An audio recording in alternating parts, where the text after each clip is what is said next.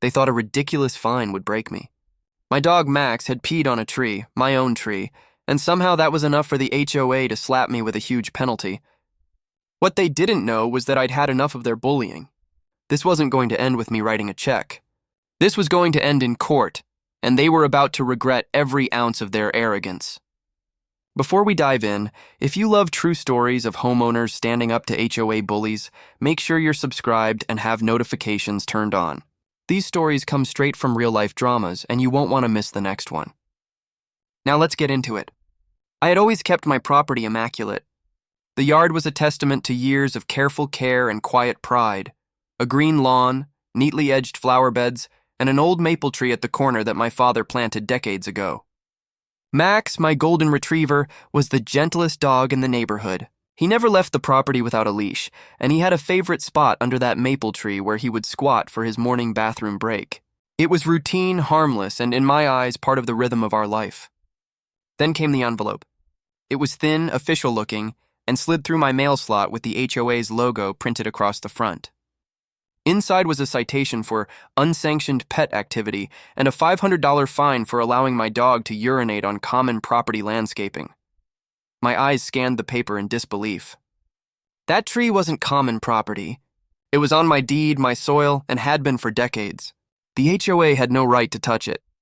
But the letter was cold and firm. Pay up within 14 days or face escalating penalties. The sense of injustice simmered inside me. At first, I wondered if it was a clerical mistake. Surely if I explained, they would rescind it. But when I called, the voice on the other end was curt, dismissive, and unyielding. They told me the tree appeared to be part of the common boundary and therefore subject to their rules.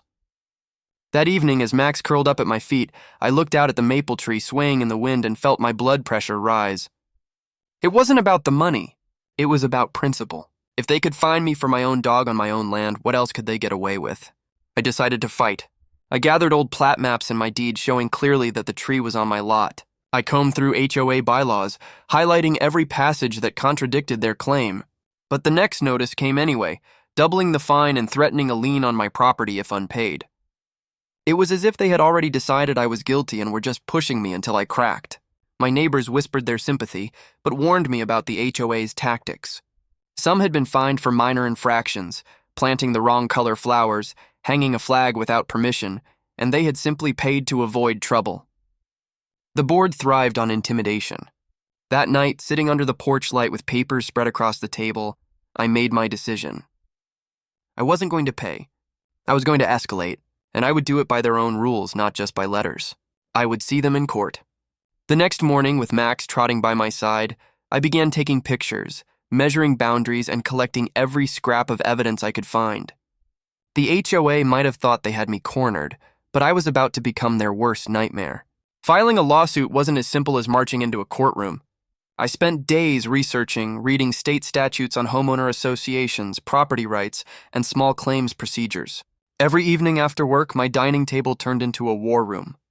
Max would watch me as I highlighted, tabbed, and wrote out arguments. The more I read, the clearer it became. The HOA had overstepped. Their bylaws gave them authority over common property and certain visible aesthetic elements, but not over deeded land. My tree, my soil, my dog's bathroom habits, those were mine.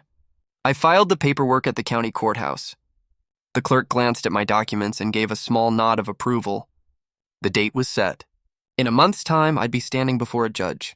Word spread quickly around the neighborhood. Some people avoided me, wary of being associated with someone openly defying the board. Others quietly cheered me on, slipping me notes of support or old meeting minutes that hinted at the board's shady practices. One neighbor even handed me a photocopy of a 10-year-old survey that matched mine perfectly. As the day approached, the HOA's letters turned more aggressive. They threatened legal fees, liens, and even hinted at further action regarding Max's presence on the property. I could almost feel them trying to break me psychologically, but each threat only strengthened my resolve. When the HOA's attorney sent me a thick packet of evidence, it was full of glossy photos of my tree from angles designed to make it look like common space. But my survey stakes, bright orange in the soil, told the real story. Finally, the morning came. I dressed neatly, tucked my maps and documents into a folder, and left Max at home with a friend. Walking into the courthouse, I felt a mix of nerves and righteous anger. The HOA's attorney was there, sleek and confident, with a briefcase of files. The board president sat behind him, arms crossed and smirking. When my case was called, I stepped forward, heart pounding but steady. I laid out my evidence clearly, showing the deed, the plat map, the survey stakes, and photos with timestamps. I explained how Max had never left my property without a leash, how the tree had been planted by my father, and how the HOA's bylaws didn't extend to my deeded land. The judge listened carefully, flipping through the papers. When the HOA's attorney spoke, it was all bluster and vague claims about community standards and appearance of common space. But when pressed, they couldn't produce a single document proving the tree was theirs. As I stood there watching their arguments unravel, a quiet confidence grew inside me. For months I had been made to feel like a criminal. Now in this courtroom, the truth was finally being heard, and it was clear which way the wind was blowing. The ruling didn't come immediately. The judge said he would review the evidence and issue a written decision within 2 weeks. Those 14 days felt like an eternity. The HOA continued to send letters, though their tone had shifted from aggressive to nervous. They hinted at possible settlement discussions, but never actually offered one. I ignored them.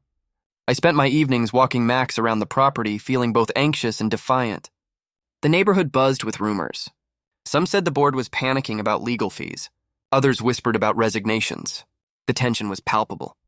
Then, one Friday afternoon, a thick envelope arrived. Not from the HOA, but from the courthouse. I tore it open with shaking hands. The decision was clear and unequivocal. The court ruled in my favor. The HOA had no authority over my tree, my land, or Max's bathroom habits. Not only was the fine invalidated, but the judge also ordered the HOA to reimburse my filing fees and issue a written apology. I sank into a chair, relief washing over me. Months of stress, late nights, and angry letters had been worth it. But the story wasn't over yet. That evening, as the sun set behind the maple tree, I thought about what this victory meant. Not just for me, but for every neighbor too scared to fight back. The HOA's power relied on intimidation and the assumption that homeowners would roll over. My case had cracked that illusion. Within days, I started getting knocks on my door. Neighbors wanted to know how I'd done it, if I'd share my paperwork, if I'd consider speaking at the next meeting. Some even confided their own horror stories of arbitrary fines and petty rules. I realized my battle had lit a spark. The board called an emergency meeting, closed to the public, but word leaked out anyway. They were scrambling to rewrite policies, to cover themselves legally, and to figure out how to handle the PR disaster. For the first time in years, the balance of power had shifted. I attended the next HOA meeting with my head held high. The board president avoided my gaze. The attorney was nowhere to be seen. One by one, neighbors spoke up, emboldened by my win. They questioned fees, challenged rules, and demanded transparency. The board's responses were meek, defensive, and at times incoherent. The aura of authority had cracked. Over the following months, changes swept through the community. Elections ousted some of the most overbearing board members. New policies clarified property boundaries and limited the board's ability to levy arbitrary fines. Even Max noticed the difference. Our walks felt lighter, freer, as if the whole neighborhood had exhaled. The tree, once the symbol of the dispute, became a quiet monument to standing your ground. I hung the court's decision in a frame on my wall, not out of vanity, but as a reminder that rights matter, even against something as small as a dog's bathroom break. Looking back, I realized the HOA had counted on me being too tired, too intimidated, or too busy to fight. But one person pushing back can ripple outward, changing more than just their own circumstance. Neighbors who had once whispered their grievances now organized, voted, and demanded fair treatment. The culture of fear began to erode. I never wanted to fight. I just wanted to live peacefully on my property with my dog. But by refusing to be bullied, I had done something bigger. As Max lay under the maple tree one evening, tail thumping against the grass, I smiled. The battle had been long, but it was over. And we had won. If you found this story satisfying, imagine how many more are out there. HOAs count on people staying silent, but stories like this show it doesn't have to be that way. Hit that subscribe button, give this video a like, and share it with someone who needs to hear it. Together, we can make sure these stories reach more people and empower more homeowners.